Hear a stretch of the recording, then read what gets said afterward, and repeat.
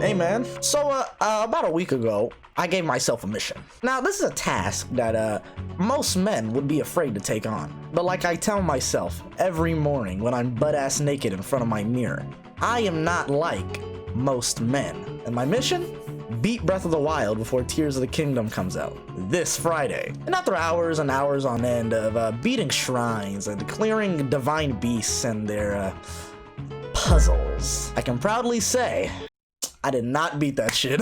Come on, bro. This game is too long. I know I at least gave it a shot, but in a week is crazy. And no, I didn't think it was supposed to be short. I know it's an open world game. But damn, bro, I don't know what I was thinking. And I thought trying to get the Master Sword early would make the gameplay a little easier, right? So after I got finished being forced to play the scary maze game, I have to see Link bust a fucking gut just so some big ass fucking tree can sit here and tell me I need 13 heart containers. Oh hell nah! Nigga, I threw down my controller so fast and I just accepted the fact I wasn't seeing the end of this shit, especially by Friday. But you know, even despite all that, I still really like this game. I don't know what it is, man. I don't even like open world games. Fallout 4? Boring. Sonic Frontiers? Well, I enjoyed it, but I stopped playing that shit after a week. Should have had a Chow Garden. And Skyrim? Nigga, I only played that shit for the sex. But Breath of the Wild was different. Nintendo was really cooking something devious with this one. I mean, at first, it seemed like nothing special to me. It's a large 3D open world game running on the Nintendo shit. But once I got adjusted to it, I'll be honest, bro, I didn't put that controller down for a minute.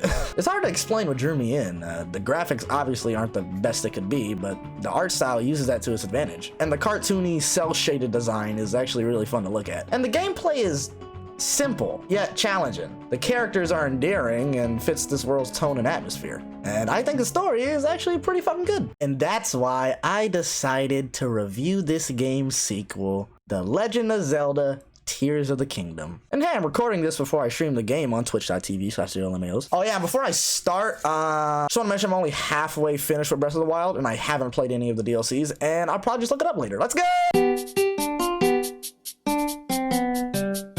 Well, my first impressions of this game was pretty simple. How the fuck did I get here? Yeah, I don't even remember getting a pause menu. They just put me straight in that bitch. So obviously this takes place after the events of Breath of the Wild, after you beat Calamity Ganon, found the princess, and saved the world. Yay. But now Zelda wants to show us something in her funny little dark, creepy, and abandoned basement. You stumble across these mysterious drawings of an ancient civilization called the Zonai. And Zelda gives us a big-ass exposition dump because we need a new plot. Shut up, this is what we're doing now. We get a little farther in the cave and we finally packed up my nigga Chief Keef.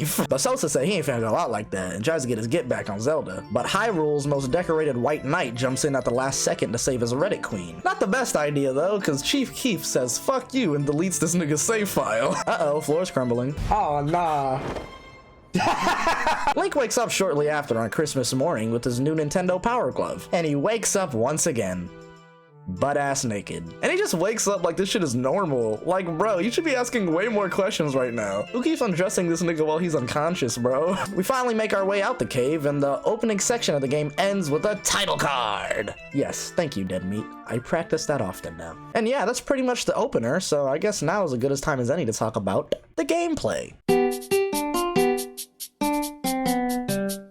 Now, if you liked playing Breath of the Wild, there's one thing you'll notice at first about the gameplay. Oh yeah.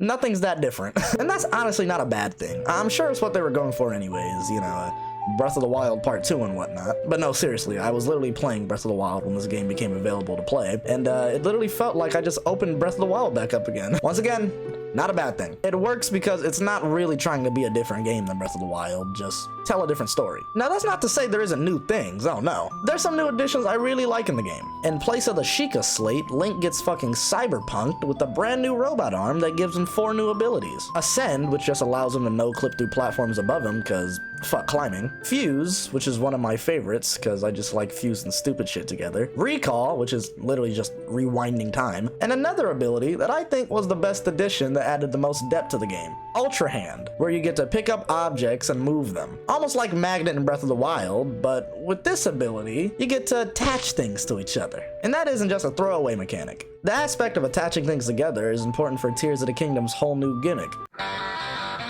building shit. Yep, this game is turned into Minecraft. Said it before all the Twitter users. But no, seriously, I really think this was one of the best things they could have added to the game. It forces you to be creative in situations and rewards you for actually thinking and using the resources around you. I remember being stuck near a river, not knowing what to do, and I just thought, oh wait, let me just build a raft, lol. There's nothing really of note about the enemies, and I'm not gonna spoil the new bosses. There's some new ones and there's some old ones. But yeah, overall, the gameplay is pretty much unchanged, and I'm fine with that. I still like it, except the durability system. Fuck that. That shit runs out too quick. But yeah, gameplay's pretty good. But now I want to get into more opinionated topics here, you know, and talk about things I liked and didn't like about the game. Yeah, I didn't like some things. There's one thing that stuck out more to me than the others, but that doesn't mean I think the game is bad. It's just no game is perfect, and this one isn't an exception. And I'll start with the things I don't like, just to get it out the way.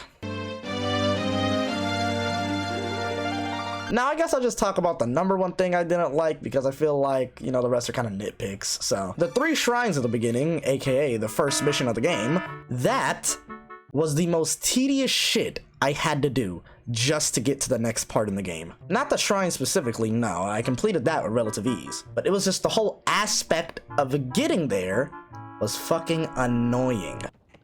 Oh my god, it's literally right over there.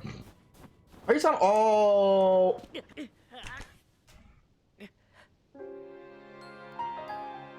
Don't send me back. Please, bro.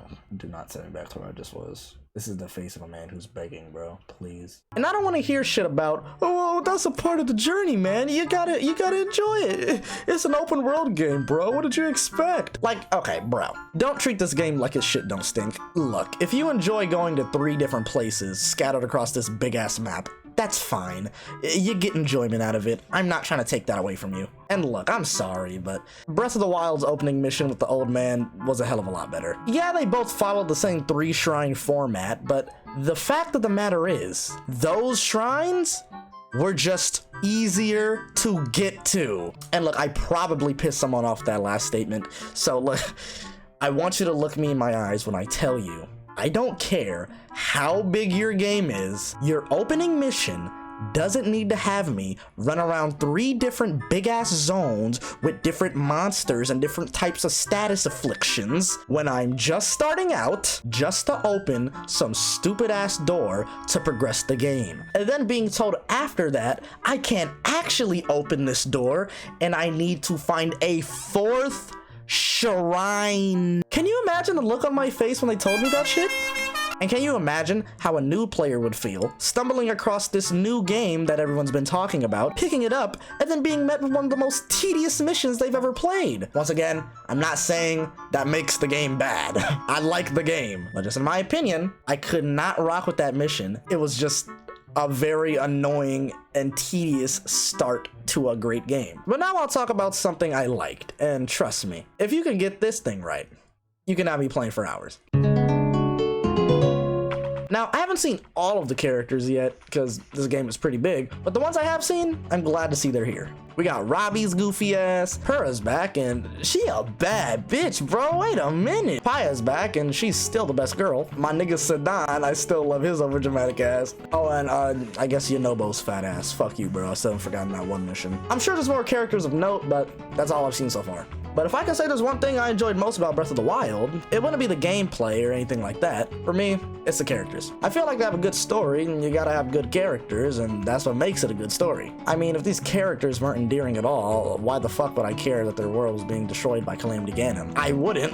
I would just turn my Switch off, walk away, and they'd be fucked. I'm telling you, you want me to play your game? Make me like the characters. Why do you think Mass Effect is my favorite game of all time? Take a wild guess. Oh, not to get into any spoiler territory here, but my girl Paya is the chief now? Yo, I knew she had it in her, bro. She the GOAT. But I'm not gonna spoil anything because I think you should experience these characters for yourself. So yeah, I know I barely scratched the surface of this game, and I got way more to do, and I'm really excited for it. So your boy Xero gives this game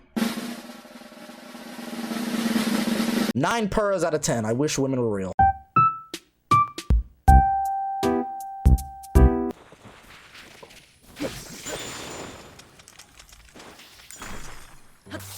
Oh shit, that was clean. What?